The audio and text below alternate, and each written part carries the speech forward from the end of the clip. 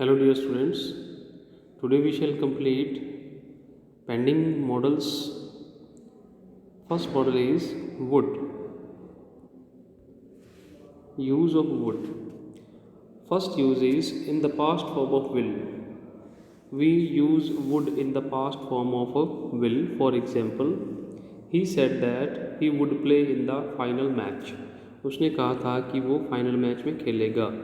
तो when we are changing sentence from direct speech to indirect, we are converting will into would.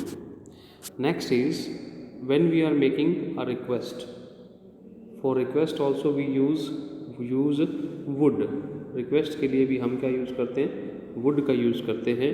For example, would you give me your cell for making an urgent call. तो here you are making a request to someone for taking his cell. Next is would you take a cup of coffee. क्या आप एक cup coffee लेंगे? तो यहाँ पर आप क्या कर रहे हैं? रिक्वेस्ट कर रहे हैं. नेक्स्ट है would is also used for showing past habit. For example, my grandma would tell me stories in my childhood. मेरी grandma मुझे बचपन में कहानियाँ सुनाया करती थी. इसका जो हिंदी ट्रांसलेशन है वो क्या होगा? ऐसा हुआ करता था, करती थी. Okay. Next is its use is for preference. When you are giving preference to something else, so in that case also we use would. For example, I would prefer tea to coffee. Coffee से ज़्यादा इसको prefer करूँगा, चाय को. Next is the use of should. Next is the use of should. Should means always conveys the translation in Hindi चाहिए. For example, when you are giving advice or suggestion, आप किसी को सजेशन सलाह दे रहे हैं, in that case we use should. for example, you should take a regular exercise. आपको जो है रेगुलर एक्सरसाइज करनी चाहिए. Next is in the past form of shall. Should का यूज़ हम पास्ट फॉर्म ऑफ शेल के तौर पे भी करते हैं. जैसा विल का वुड होता है, शेल का शुड है. For example, he advised me that I should not interfere in the matter of others. उसने मुझे एडवाइस किया कि मुझे किसी के मैटर में इंटरफेयर नहीं करना चाहिए. Next model is ought to. What is the use of ought to? Nowadays ought to is being used very less in spoken English also, but let us see the use of ought to. Ought to we use for moral obligations. For example, we ought to respect our religions. हमें अपने धर्मों का सत्कार करना चाहिए. Whatever moral duties are there. तो इसका meaning क्या होगा? चाहिए. लेकिन what is the difference? It will show morality. Next is must. The use of must. Must is use to denote compulsion and necessity. Must जो है वो compulsion को और नेसेसिटी को शो करता है. For example, you must consult the doctor if you want to survive. अगर आप किसी की मान लो कंडीशन क्रिटिकल है और in that case you are compelling him, you are showing the need, you must consult the doctor if you want to survive. You are late, you must drive fast to catch the train. It is a condition of must. It is a necessity. Otherwise, the train will leave the station.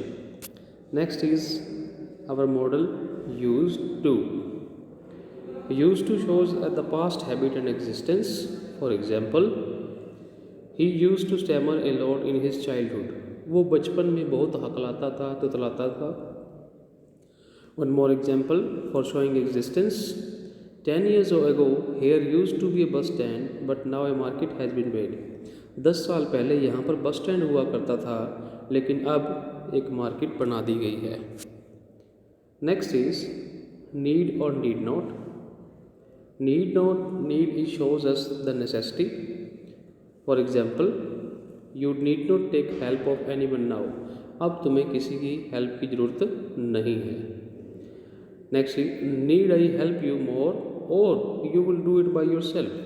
क्या मुझे तुम्हारी help करने की और ज़रूरत है या फिर तुम अपने आप ये काम कर लोगे। So need is used in this way.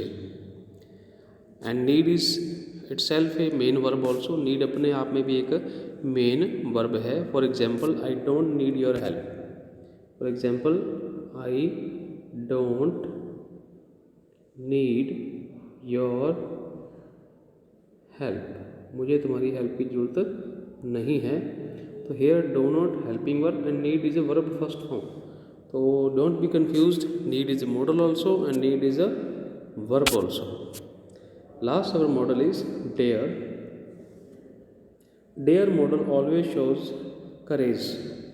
Dare model जो हमेशा courage शो करता है, हिम्मत की, साहस शो करता है। courage means साहस, हिम्मत की शो करेगा। Next is example, he dare not speak in front of his parents. Means उसके अपने पेरेंट्स के सामने बोलने की हिम्मत नहीं है। और for example, how dare you behave like that.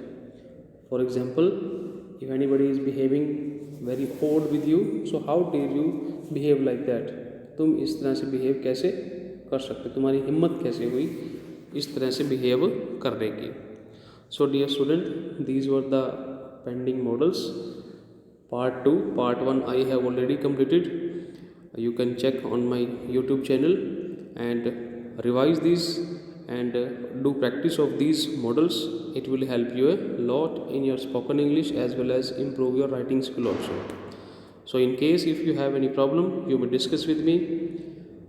Thank you. Have a nice day.